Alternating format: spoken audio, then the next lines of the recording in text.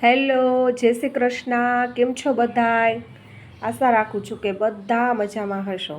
તો આજે આપણે બનાવીશું દાળિયાના લાડુ. તો તેના માટે મેં એક મિક્સર જારમાં ફતડા કાઢેલા દાળિયા લઈ લીધા છે અને એને આપણે જારમાં નાખી અને જાર બંધ કરી અને આપણે એકદમ મિક્સરમાં તેમને પીસી લેશું. હવે તમે જુઓ છો કે આ રીતનો મેં દાળિયાનો કરકરો જાડો એવો લોટ બનાવી લીધો છે. બહુ કરકરો નથી રાખવાનો ને બહુ ઝીણો પણ નથી રાખવાનો. હવે આપણે ગેસ ચાલુ કરી અને કઢાઈ મૂકી અને આપણે છે ને ગોળની પાઈ તૈયાર કરી લઈશું. બરાબર છે. તો એના માટે મેં છે ને 200 ગ્રામ દાળિયા લીધા હતા ને તો એના સામે 200 ગ્રામ ગોળ લીધો છે. પછી તમને જેમ મીઠું વધારે ભાવતું હોય તો તમે વધારે ગોળ લઈ શકો છો. હવે આ રીતના કઢાઈમાં ગોળ એડ કરી અને તો આપણે પહેલાં તો છે ને આપણે એમાં 2 ચમચી ઘી એડ કરશું. પછી જે પ્રમાણે આપણે જોશે એ પ્રમાણે ઘી એડ કરશું. નહીંતર છે ને આપણી પાઈ એકદમ ઢીલી થઈ જશે અને છે ને આપણા લાડુ એકદમ સરસ વળશે નહીં.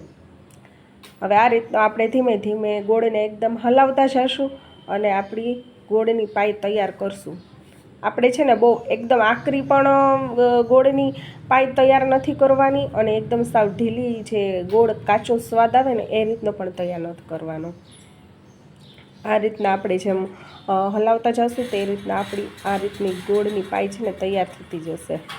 હવે જો આ રીતની ગોળની પાઈ તૈયાર થઈ ગઈ છે તો આપણે એમાં છે ને જે પીસેલો દાળિયાનો જે લોટ બનાવ્યો હતો એ આપણે એમાં એડ કરી દઈશું અને સાથે છે ને મેં અહીંયા ફ્લેવર માટે થોડુંક જાયફળ એડ કર્યું છે. પછી તમે એલચી પણ એડ કરી શકો. હવે ધીમે ધીમે આ રીતના આપણે છે ને બધું એકદમ મિક્સ કરી લઈશું. અને હા, ગેસ આપણે અહીં ગેસ બંધ કરી દેવાનો છે. પછી ઉપરથી આપણે છે ને પાછું 2 ચમચી ઘી એડ કરશું. પછી આપણે જોઈએ એ પ્રમાણે આપણે ઘી એડ કરતા જશું. એકી હારે આપણે એડ નથી કરવાનું અને બધું બરાબર મિક્સ કરી લેવાનું છે. તો તમે જોઈ શકો છો કે આપણે અહીંયા દાળિયાના લાડુનું એકદમ મિશ્રણ તૈયાર થઈ ગયું છે. તો હવે આપણે તેને છે ને આ રીતના હાથેથી એમના લાડુ વાળી લેશું. આ રીતના. અને આપણે છે ને આને ઢીલું થઈ જાય ને તો આપણે થોડોક પાછો છે ને દાળિયાનો ભૂકો કરી મિક્સરમાં પીસી અને છે ને એને પાછો એડ કરી નાખવાનો. પણ થોડો કઠણ રાખવાનો છે એટલે લાડુ એકદમ મસ્ત બનશે. આ રીતના હાથેથી એકદમ દબાવીને એકદમ સરસ મસ્ત લાડુ આપણે છે ને તૈયાર કરી લેવાના છે. અને તમે એકવાર ટ્રાય કરજો, ખાવાની બહુ મજા આવશે. આ રીતના આપણે એકદમ હાથેથી લાડુ બનાવી લેવાના છે. તો અહીંયા મેં છે ને બધાય લાડુ તૈયાર કરી લીધા છે આ રીતના.